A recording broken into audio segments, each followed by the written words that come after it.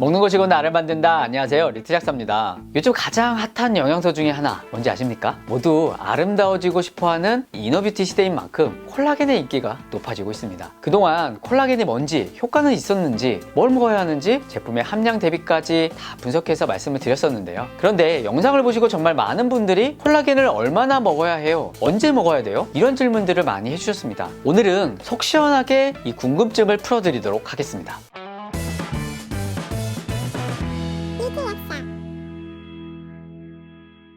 먼저 콜라겐을 먹고 효과가 다 있느냐, 이것부터 말씀드리면요, 당연히 아닙니다. 내 몸에 이 콜라겐이 줄어들 때 콜라겐의 원료만 공급한다고 피부가 좋아지는 건 아닙니다. 사람마다 영양 상태, 대사 상태, 또 더불어 생활 환경과 시기가 다르기 때문에 분명히 케이스 바이 케이스로 효과의 체감은 다를 것입니다. 또한 체내 활성산소, 염증 인자 등에 따라 콜라겐의 파괴 속도나 이 양도 다를 것이고, 콜라겐이 부족한 사람들도 부족하지 않는 사람들도 있을 거기 때문에 식품 원료인 콜라겐을 약의 잣대로 따져서 효과가 무조건 있고 또는 효과가 무조건 없다, 이렇게 결론 질 수는 없다라는 겁니다. 이 부분은 또 대부분의 영양제 역시도 비슷할 수 있습니다. 따라서 이 부분을 감안하시고 내가 콜라겐을 먹을지 안 먹을지는 스스로 판단하셔야 합니다. 그래도 일반 식품 원료인 콜라겐을 가지고 국내 업체들이 임상을 통해 식약처로부터 피부 보습에 도움을 줄 수 있음, 자외선으로 인한 피부 손상으로부터 피부 건강을 유지하는 데 도움을 줄 수 있음이라는 기능성을 받은 걸 보면요, 콜라겐이 무조건 효과가 없고 사기다, 이렇게 이야기할 수는 없을 것 같습니다. 단 이렇게 몇몇 회사들처럼 식품 원료인 콜라겐에 이 수억, 수십억까지 들어가며 개별 인정형 임상을 하기는 참 어려울 겁니다. 어쨌든 콜라겐의 효과는 사람 바이 사람이다.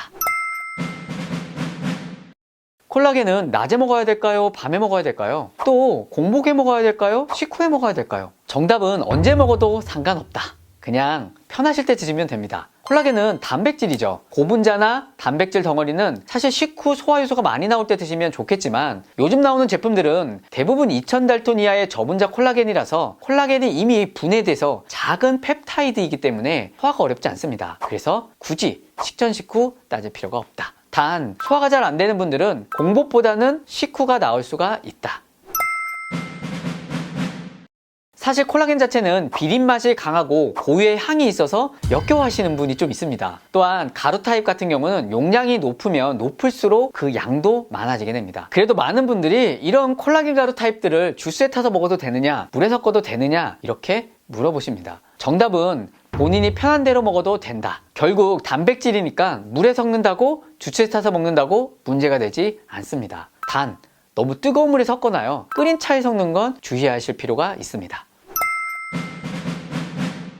현재 우리나라에서 기능성을 인정받은 콜라겐 원료를 보면요, 복용량은 평균적으로 하루 1g에서 3g으로 설정되어 있습니다. 이 용량은 내 맘대로 정하는 게 아니라요, 개별 인정형 원료를 실험한 그 용량대로 쓰게 되어 있습니다. 그래서 기능성 원료를 사용한 이 에버콜라겐은 다 1g으로 설정되어 있고, 비비랩에서 나오는 주형 NS 개별 인정형 원료를 사용한 이 콜라겐 제품은요 3270mg가 함유되어 있습니다. 그러면 반드시 콜라겐을 1g에서 3g 정도를 먹어야 도움이 되느냐? 그것도 그렇게 보기는 어렵습니다. 콜라겐을 연구한 다양한 실험에서 용량을 얼마나 썼을까? 2019년 35세 이상 72명의 여성에게 12주 동안 콜라겐 2.5g을 복용시켰더니 피부 보습, 탄력, 거친 정도, 또 밀도를 크게 개선했다라는 결과가 있었고요. 또한 폐경기 여성을 대상으로 이 콜라겐을 하루 5g 이상 복용시켰을 때 척추와 대퇴경부의 골밀도가 유의하게 증가됐다라는 결과도 있었고, 근감소증이 있는 노년층 남성들에게 콜라겐을 복용시키고 근육 성장에 도움이 되는지 한 연구에서도 폐경전 여성들에게 저항 운동과 콜라겐 섭취를 병행시켜서 근력이 향상되는지에 대한 연구에서도 보면 모두 콜라겐을 15g까지 복용케 하였습니다. 사실 이외에도 많은 연구들이 3에서 15g 사이에 주로 연구를 진행했고요. 2019년 발표된 콜라겐의 임상연구 검토에 따르면 콜라겐의 유효량은 하루 2.5에서 15g이다 라고 추천하고 있었습니다. 따라서 제 개인적인 생각은 식품으로 나온 콜라겐 제품들에서는 하루 3g에서 최대 7.5g 이내로 드셔도 충분할 것 같습니다. 콜라겐은 15g 이내에서 별 부작용이 없이 안전하게 먹을 수 있다라고 합니다. 그래도 부작용이 있다면 소화가 잘 안 되고요, 좀 더부룩함을 유발할 수 있다라는 겁니다. 2012년에 발표된 리뷰에서도 콜라겐을 복용하고 더부룩함 같은 가벼운 부작용이 있을 수 있다라고 하였습니다. 즉 콜라겐도 단백질이기 때문에 위산 분비가 좀 적거나 단백질 소화가 안 되는 분들에게 먹고 나서 속이 불편할 수 있겠죠. 그리고 제가 실제로 받은 피드백 중에 콜라겐을 먹고 여드름같이 뽀드락지가 올라온다 이런 분들이 계셨습니다. 하지만 콜라겐과 여드름의 상관관계를 밝힌 논문은 찾기가 좀 어려웠는데요. 실제 후기에서는 종종 그런 케이스들이 있다는 거 참고하셨으면 좋겠습니다. 제가 영양제 궁합 영상에서도 말씀드렸지만요. 콜라겐은 비타민C랑 궁합이 또 잘 맞습니다. 또한 황화합물인 MSM, 보습에 더 관심이 많다면 히알루론산 성분을 같이 드셔도 좋겠습니다. 자, 오늘은 여러분들의 질문 중에 콜라겐에 대한 질문을 정리해서 영상을 좀 만들어 봤습니다. 도움이 되셨나요? 콜라겐을 먹고 와 놀랄 정도로 체감을 느끼시는 분들도 계시지만 체감을 전혀 못 느끼시는 분들도 계십니다.